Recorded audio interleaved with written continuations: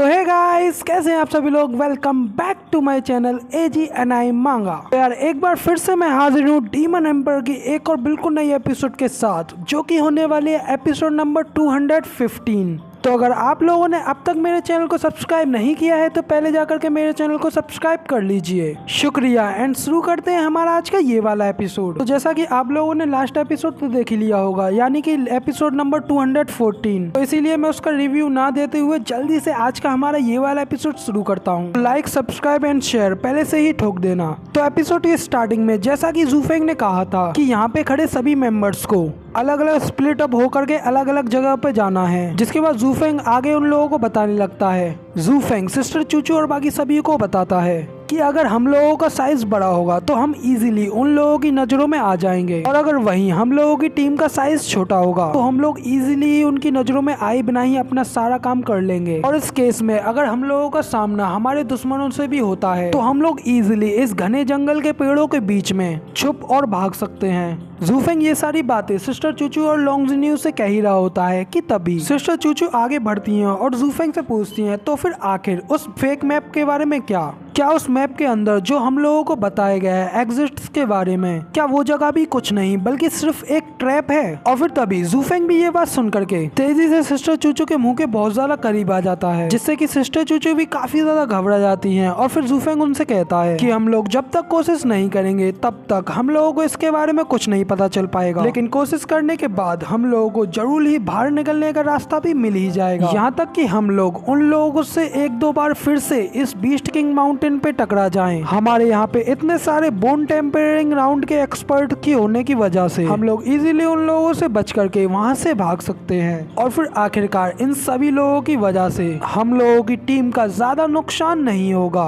और फिर जूफेंग कहता है कि हाँ, ये है हमारी सबसे बेस्ट बेट। जूफेंग कहता है कि अब सभी टीमों में से तीन प्रोफाउंड हेवन एक्सपर्ट्स को आगे भेजें 30 मील आगे स्काउट करने के लिए, और फिर ये लोग 1 घंटे के बाद वापस आ जाएं। और फिर तभी जूफेंग के ये सब कहते ही सभी लोग जूफेंग की बात के लिए भी रेडी हो जाते हैं, जिसके बाद जूफेंग मुड़ करके सिस्टर चूचू से कहता है कि अब इस सब की वजह से अगर ये चीज हम लोगों के लिए एक ट्रैप भी हुआ तो हम लोग पहले से ही इजीली इस ट्रैप को नोटिस कर लेंगे। तभी सिस्टर चूचू भी जूफेंग की प्लानिंग को सुन करके आंख बंद करके हाँ करती हैं और कहती हैं कि सच में तुम्हारे पास तो काफी ज्यादा ट्रिक्स हैं। इसके बाद तभी वहाँ पे यूनहाई आ जाता है और जूफेंग को आवाज लगाता है और उससे पूछता है कि अब आखिर हम लोग इन लोगों का क्या करें। इसके बाद सिस्टर चूचू और लॉन्गजिन्यू भी उन्हें घूर करके देखते हैं, लेकिन तभी जूफेंग कहता है कि कोई नहीं, इन लोगों को जाने दो। जिसे सुनकर के लॉन्गजिन्यू काफी ज्यादा हैरान हो जाता है। जूफेंग से कहता है कि अगर हम लोगों ने इन लोगों को छोड़ दिया तो फिर अगर ये लोग उन लोगों से मिल गए फिर तो ये लोग हमारे सारे प्लान को उन लोगों को बता देंगे और इससे हमारा सारा प्लान खराब हो जाएगा। लेकिन तभी जूफेंग हंसते हुए कहता है कि ऐसा होगा, इस चीज की परवाह मत करो और ये चीज याद करो कि हम लोगों के बीच में जो कुछ भी किलिंग ब्लड मार्स में हुआ था, इन दोनों ही सिचुएशन की सूचना पहले ही दी जा चुकी है, तो फिर उन्हें जाने देने से और ना जाने देने से कोई फर्क नहीं पड़ने वाला। तभी जीटीएन चेन भी कहता है कि हाँ, हम आखिर उस चीज को कैसे भूल सकते हैं। हम लोगों के बीच में अभी भी एक जासूस मौजूद है जिसके के बारे में हम लोगों को अभी तक नहीं मालूम है। फिर जूफेंग भी उन लोगों से कहता है कि हाँ, मगर लेकिन हम लोगों के पास अभी वो टाइम नहीं है जिसके के बारे में हम लोग उसे बाहर निकाल करके उसके बारे में जाने। लेकिन हम लोग जब एक बार यहाँ से सेफली वापस ड्रैगन क्लाउड सिटी पहुँच जाएंगे। जूफेंग इतना कह ही पाता है कि तभी जीटियान चेंग परेशान होते हुए कहता है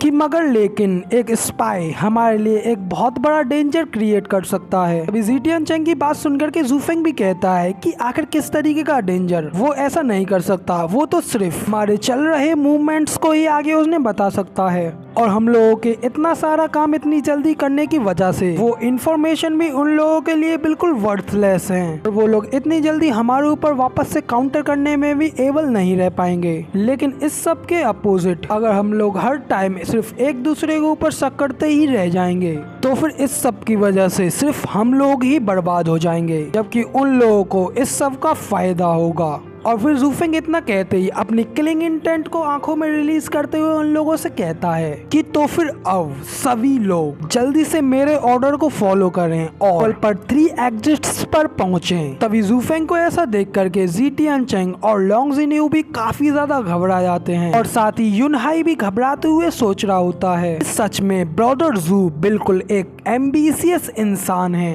और यहाँ तक कि गॉड फादर ने भी इतनी वीरता के साथ अपनी आर्मी का नेतृत्व नहीं किया। कोई आश्चर्य नहीं कि इतने सारे महान व्यक्ति उन पे अपनी सारी निगाहें जमा लेते हैं। और फिर युनहाई ये सब सोच ही रहा होता है कि तभी जूफेंग सभी लोगों के अंदर जोश जगाते हुए चिल्ला करके कहता है कि अब चलो चलते हैं। और 5 दिनों के बाद सभी लोग ड्रैगन क्लाउड सिटी में मिलते हैं और जूफेंग की ये सारी बातें सुनकर के सभी लोगों में एक नया जोश बढ़ाता है और सभी लोग उस बात के लिए एग्री भी होते हैं। लेकिन जबकि जी टियानचेंग थोड़ा परेशान होते हुए सोचता है कि सिर्फ 5 दिन, आखिर ये कैसे पॉसिबल हो सकता है। सबसे करीबी बाहर निकलने के गेट तक पहुंचने का रास्ता भी तकरीबन 1 हफ्ते का है, जबकि सबसे दूर वाले एग्जिट गेट का तक पहुंचने तक तो तकरीबन 10 दिन भी लग जाएंगे। जबकि ये सब सिर्फ जी टियानचेंग ही नहीं सोच रहा होता है, बल्कि लोंग जिन्यू और सिस्टर चूचू भी ये सब सोच करके जूफेंग की ओर ही देख रहे होते हैं। मगर जबकि जूफेंग उन लोगों के सामने बड़े ही आराम से अपने हाथों को पीछे रख करके स्माइल कर करके उन लोगों की ओर खड़ा होता है। जिसके बाद नेक्स्ट सीन में दिखाते हैं सिस्टर चूचू, लोंग जिन्यू और जी टियानचेंग सभी लोगों की टीम वहां से चले जाती है और उनके पीछे से जूफेंग उन्हें देख रहा होता है। और फिर इसके बाद उसके पीछे वो दोनों बहन भाई खड़े होते हैं और उनमें से वो लड़का खड़े होकर के कहता है कि जूफेंग तुम्हारा शुक्रिया, मगर लेकिन तुम हमें इतनी आसानी से यहाँ से जाने क्यों दे रहे हो। तभी जूफेंग भी उन लोगों से कहता है कि इसका कोई रीजन नहीं है, मे भी शायद ये इसलिए हो सकता है क्योंकि मैं तुम्हारे ऊपर काफी ज्यादा काइंडनेस दिखा रहा हूँ, क्योंकि तुम लोगों ने पहले कभी मेरी लू क्लैन के साथ मिलकर के उनका साथ दिया है। और या फिर शायद ये भी हो सकता है कि मैं तुम लोगों को इस तरीके से इतना ज्यादा बीमार और लाचार देखना पसंद करता हूँ, लेकिन मैं इसे जरूरी एडमायर यानी कि स्वीकार करूंगा। जब कोई कचरे की बात आती है तो उसे मारने या फेंकने से कोई फर्क नहीं पड़ता है। और फिर जूफेंग से अपनी इतनी सारी बेइज्जती सुन करके वो लोग भी बहुत ज्यादा दुखी हो जाते हैं। वहीं से उल्टे पैर मुड़ करके वापस चले जाते हैं, जबकि जूफेंग दूसरी ओर मुड़ा हुआ स्माइल कर रहा होता है। लेकिन तभी वहीं पे निंग जूफेंग को आवाज लगाती है और जूफेंग थोड़ा चौंक जाता है और निंग को और जी टियान को अपने सामने देख करके उनसे कहता है कि आखिर तुम लोग यहाँ पर क्यों रह गए। लेकिन तभी निंग परेशान होते हुए कहती है कि ब्रदर जूफेंग कि क्या आप हमारे साथ नहीं आ रहे हैं। जूफेंग कहता है कि नहीं, कुछ ऐसा है जो कि मुझे जरूर ही करना होगा। तुम्हें और जू क्लैन को स्वॉर्ड मार्केस के साथ ही जाना चाहिए। जी टियान भले ही अनरिलायबल है, मगर इसका भाई इस सब के लिए पूरी तरीके से तैयार है। लेकिन तभी जी टियान जूफेंग की ये बात सुन करके उसको चिल्ला करके उससे कहता है कि ओए तुम ये क्या कह रहे हो, तुम मुझे इतना एम्प्लाई क्यों कर रहे हो,